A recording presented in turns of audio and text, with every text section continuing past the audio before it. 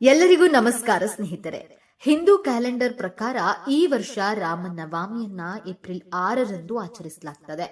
ಈ ದಿನ ಭಗವಾನ್ ಶ್ರೀರಾಮನ ಜನ್ಮದಿನವಾಗಿದ್ದು ರಾಮಾಯಣ ಪಠನೆ, ಉಪವಾಸ ಹಾಗೂ ರಾಮನಾಮ ಜಪದ ಮೂಲಕ ಆಚರಿಸಲಾಗುತ್ತೆ. ಭಗವಾನ್ ರಾಮನನ್ನ ಆದರ್ಶ ಮಾನವ, ನೀತಿ, ಶೌರ್ಯ ಮತ್ತು ಧೈರ್ಯದ ಸಂಕೇತವೆಂದು ನಂಬಲಾಗಿದೆ. ವಿಶ್ವಾದ್ಯಂತ ಎಲ್ಲ ಶ್ರೀರಾಮ ಭಕ್ತರು ಈ ಹಬ್ಬವನ್ನ ಬಹಳ ವೈಭವದಿಂದ ಆಚರಿಸಲಾಗುತ್ತೆ. ಶ್ರೀರಾಮನವಮಿ ದಿನ ಈ 5 ವಸ್ತುಗಳನ್ನ ಮನೆಗೆ ತಂದ್ರೆ ಅದೃಷ್ಟದ ಮೇಲೆ ಅದೃಷ್ಟ. ಈ ಶುಭ ದಿನದಂದು ನಾವು ಮನೆಗೆ ಇಂತಹ ವಸ್ತುಗಳನ್ನು ತರೋದ್ರಿಂದ ಮನೆಯಲ್ಲಿ ಧನ ಸಂಪತ್ತಿನ ಜೊತೆಗೆ ಅದೃಷ್ಟವೂ ನೆಲೆಸುವಂತೆ ಮಾಡುತ್ತದೆ.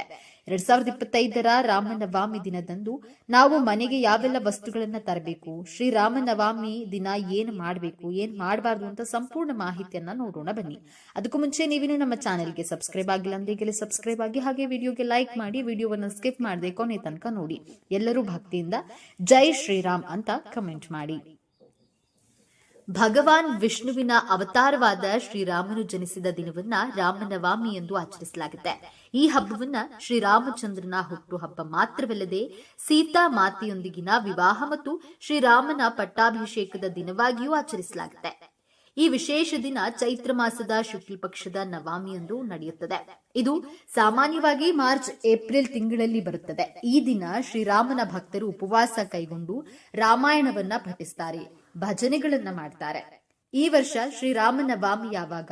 ಹಿಂದೂ ಕ್ಯಾಲೆಂಡರ್ ಪ್ರಕಾರ ಚೈತ್ರ ಮಾಸದ ಶುಕ್ಲ ಪಕ್ಷ ನವಮಿ ತಿಥಿ ಏಪ್ರಿಲ್ 5ರ ಸಂಜೆ 7:26 ಗಂಟೆಗೆ ಪ್ರಾರಂಭವಾಗುತ್ತೆ. ಈ ತಿಥಿ ಏಪ್ರಿಲ್ 6ರಂದು ಸಂಜೆ 7:22 ಗಂಟೆಗೆ ಮುಕ್ತಾಯವಾಗುತ್ತೆ. ಹಿಂದೂ ಧರ್ಮದಲ್ಲಿ ಉದಯ ತಿಥಿಯನ್ನ ಪ್ರಾಥಮಿಕವಾಗಿ ಪರಿಗಣಿಸಲಾಗುತ್ತೆ. ಹಾಗಾಗಿ ಈ ವರ್ಷ 2025ರಲ್ಲಿ ಶ್ರೀರಾಮನವಮಿ ಏಪ್ರಿಲ್ 6ರಂದು ನಡೆಯಲಿದೆ. ರಾಮನವಮಿಯ ಪುರಾಣ ಕಥೆ. ಹಿಂದೂ ಧರ್ಮ ಗ್ರಂಥಗಳ ಪ್ರಕಾರ ದಶರಥನಿಗೆ 3 ಹೆಂಡತಿಯರಿದ್ರು. ಆದ್ರೆ ಅವನಿಗೆ ಗಂಡು ಮಕ್ಕಳಿರಲಿಲ್ಲ. ಆದ್ದರಿಂದ ರಾಜ ದಶರಥನು ಮಹರ್ಷಿ ವಶಿಷ್ಠರ ಸಲಹೆಯ ಮೇರೆಗೆ ಪುತ್ರ ಪ್ರಾಪ್ತಿಗಾಗಿ ಅಶ್ವಮೇಧ ಯಾಗವನ್ನ ಮಾಡಿದ್ರು.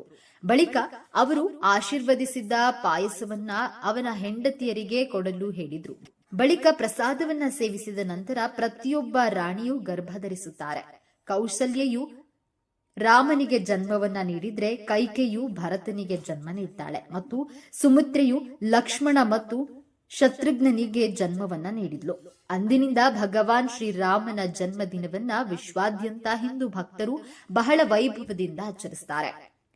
ರಾಮನವಮಿಯಂದು ಈ ವಸ್ತುಗಳನ್ನ ಮನೆಗೆ ತರುವುದು ತುಂಬಾ ಒಳ್ಳೆಯದು. ರಾಮನವಮಿ ಹಿಂದೂ ಧರ್ಮದ ಪ್ರಮುಖ ಹಬ್ಬ. ಚೈತ್ರ ಮಾಸದ ಶುಕ್ಲ ಪಕ್ಷದ ನವಮಿಯಂದು ಆಚರಿಸಲಾಗುತ್ತೆ. ಶ್ರೀರಾಮನ ಜನ್ಮದಿನವಾಗಿ ಆಚರಿಸಲಾಗುವ ಈ ದಿನ ಹಳದಿ ಬಟ್ಟೆ ಧರಿಸುವುದು, ಚಿನ್ನ ಅಥವಾ ಶಂಖ ಖರೀದಿಸುವುದು ಶುಭಕರ ಎಂದು ನಂಬಲಾಗಿದೆ. ಮನೆಯಲ್ಲಿ ಪೂಜೆ, ರಾಮನಾಮನ ಜಪ, ಭಜನೆ ಮುಂತಾದವುಗಳನ್ನ ಮಾಡುವುದು ಕೂಡ ತುಂಬಾ ಒಳ್ಳೆಯದು. ಹಳದಿ ಬಟ್ಟೆ ಮತ್ತು ಚಿನ್ನ. ಜ್ಯೋತಿಷ್ಯ ಶಾಸ್ತ್ರದ ಪ್ರಕಾರ ಶ್ರೀರಾಮನವಮಿಯ ಮೊದಲು ಹಳದಿ ಬಟ್ಟೆಯನ್ನು ಧರಿಸುವುದು ಅಥವಾ ಸ್ವಲ್ಪ ಪ್ರಮಾಣದಲ್ಲಿ ಚಿನ್ನ ಖರೀದಿ ಮನೆಗೆ ತರುವುದು ಶುಭಕರವೆಂದು ನಂಬಲಾಗಿದೆ.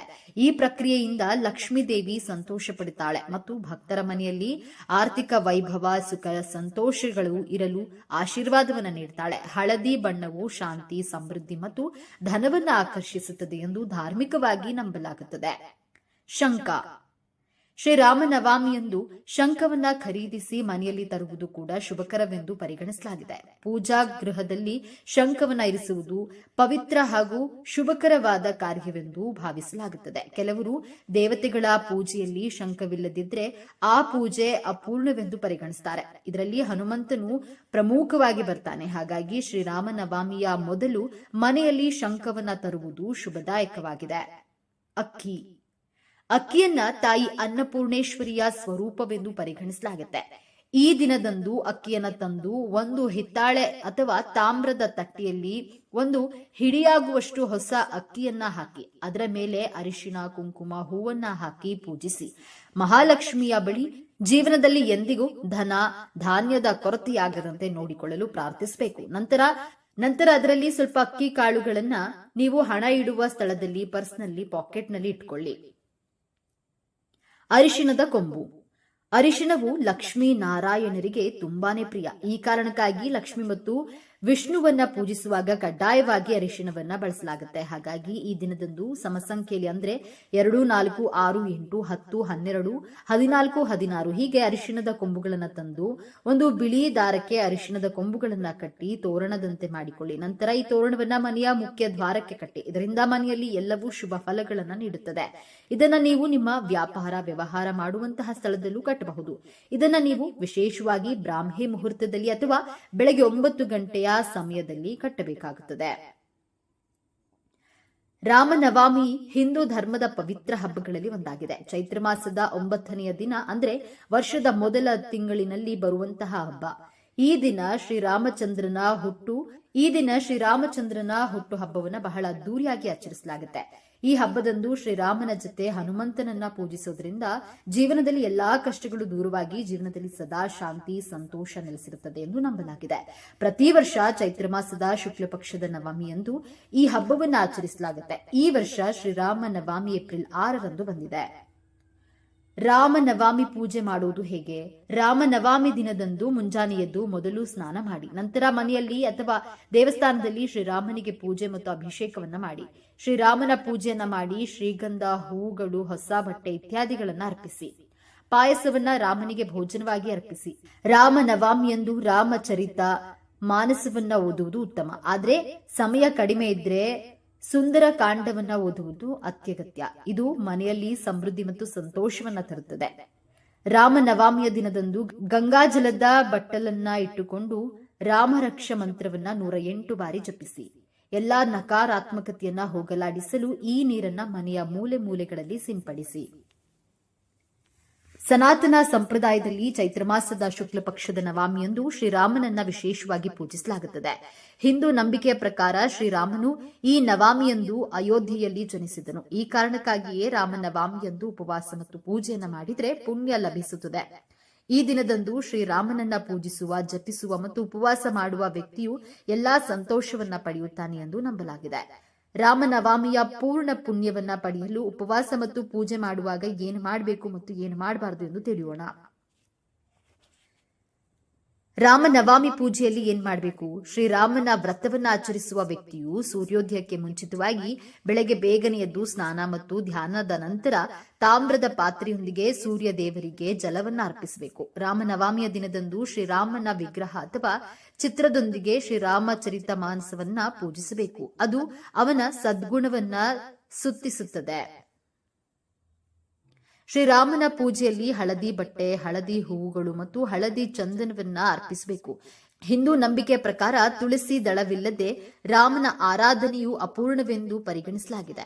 ಹಿಂದೂ ನಂಬಿಕೆ ಪ್ರಕಾರ ಭಗವಾನ್ ರಾಮನ ಹೆಸರಿನ ಮಂತ್ರವು ಎಲ್ಲಾ ಆಸೆಗಳನ್ನ ಪೂರೈಸುತ್ತದೆ ಎಂದು ಪರಿಗಣಿಸಲಾಗುತ್ತೆ. ಅಂತಹ ಪರಿಸ್ಥಿತಿಯಲ್ಲಿ ಸಾಧಕನು ಪೂಜೆಯ ನಂತರ ಬಿಡುವಿನ ಸಮಯದಲ್ಲಿ ತನ್ನ ಮನಸ್ಸಿನಲ್ಲಿ ಮರ್ಯಾದ ಪುರುಷೋತ್ತಮ ರಾಮನ ಹೆಸರನ್ನ ಉಚ್ಚರಿಸಬೇಕು. ರಾಮನವಮಿಯ ದಿನವನ್ನ ಅತ್ಯಂತ ಮಂಗಳಕರವೆಂದು ಪರಿಗಣಿಸಲಾಗುತ್ತೆ. ಅಂತಹ ಪರಿಸ್ಥಿತಿಯಲ್ಲಿ ಇಂದು ಎಲ್ಲಾ ಮಂಗಳ ಕಾರ್ಯಗಳನ್ನ ಮಾಡಬಹುದು. ರಾಮನವಮಿಯ ದಿನ ಪೂಜೆ ಪುನಸ್ಕಾರ ಮಾತ್ರವಲ್ಲ, ಸ್ನಾನ ದಾನವೂ ಮುಖ್ಯ. ಇಂತಹ ಪರಿಸ್ಥಿತಿಯಲ್ಲಿ ಸಾಧ್ಯವಾದರೆ ರಾಮನವಮಿಯ ದಿನ ಸರಯೂ ನದಿಯಲ್ಲಿ ಸ್ನಾನ ಮಾಡಿ ತಮ್ಮ ಸಾಮರ್ಥ್ಯಕ್ಕನುಗುಣವಾಗಿ ಕಷ್ಟದಲ್ಲಿರುವವರಿಗೆ ದಾನವನ್ನ ಮಾಡಬೇಕು. ರಾಮನವಮಿಯ ದಿನದಂದು ವಿಶೇಷವಾಗಿ ರಾಮರಕ್ಷ ಸ್ತೋತ್ರವನ್ನ ಪಠಿಸಿ ಉಪವಾಸ ಮತ್ತು ಶ್ರೀರಾಮನನ್ನ ಪೂಜಿಸಿದ ಪುಣ್ಯವನ್ನ ಪಡೆಯಿರಿ. ಹಿಂದೂ ನಂಬಿಕೆಯ ಪ್ರಕಾರ ಬುಧ ಕೌಶಿಕ ಋಷಿ ರಚಿಸಿದಂತಹ ಶ್ರೀರಾಮ ರಕ್ಷ ಸ್ತೋತ್ರವನ್ನ ಪಠಿಸೋದ್ರಿಂದ ವ್ಯಕ್ತಿಯ ಜೀವನಕ್ಕೆ ಸಂಬಂಧಿಸಿದ ದೊಡ್ಡ ಸಮಸ್ಯೆಗಳು ಕಣ್ಣು ಮಿಟುಕಿಸುವುದರಲ್ಲಿ ದೂರವಾಗುತ್ತದೆ. ರಾಮನ ಗುಣಗಳನ್ನ ವಿವರವಾಗಿ ವಿವರಿಸುವ ರಾಮರಕ್ಷ ಸ್ತೋತ್ರವು ಕಾರ್ಯನಿರ್ವಹಿಸುತ್ತದೆ. ಇದರಿಂದಾಗಿ ವ್ಯಕ್ತಿಯು ಯಾವಾಗಲೂ ಎಲ್ಲಾ ರೀತಿಯ ತೊಂದರೆಗಳಿಂದ ರಕ್ಷಿಸಲ್ಪಡ್ತಾನೆ. ರಾಮನವಮಿ ಪೂಜೆಯಲ್ಲಿ ಏನು ಮಾಡಬಾರದು? ಶ್ರೀರಾಮನ ಪೂಜೆಯನ್ನ ಯಾವಾಗಲೂ ಶುದ್ಧವಾದ ವಸ್ತ್ರವನ್ನ ಧರಿಸಿ ಶುದ್ಧ ಹೃದಯದಿಂದ ಮಾಡಬೇಕು. ಧಾರ್ಮಿಕ ನಂಬಿಕೆಗಳ ಪ್ರಕಾರ ರಾಮನನ್ನ ಪೂಜಿಸುವಾಗ ಹಳದಿ ಅಥವಾ ಒಣಗಿದ ಹೂಗಳು ಅಥವಾ ಪ್ರಸಾದವನ್ನ ನೀಡಬಾರದು.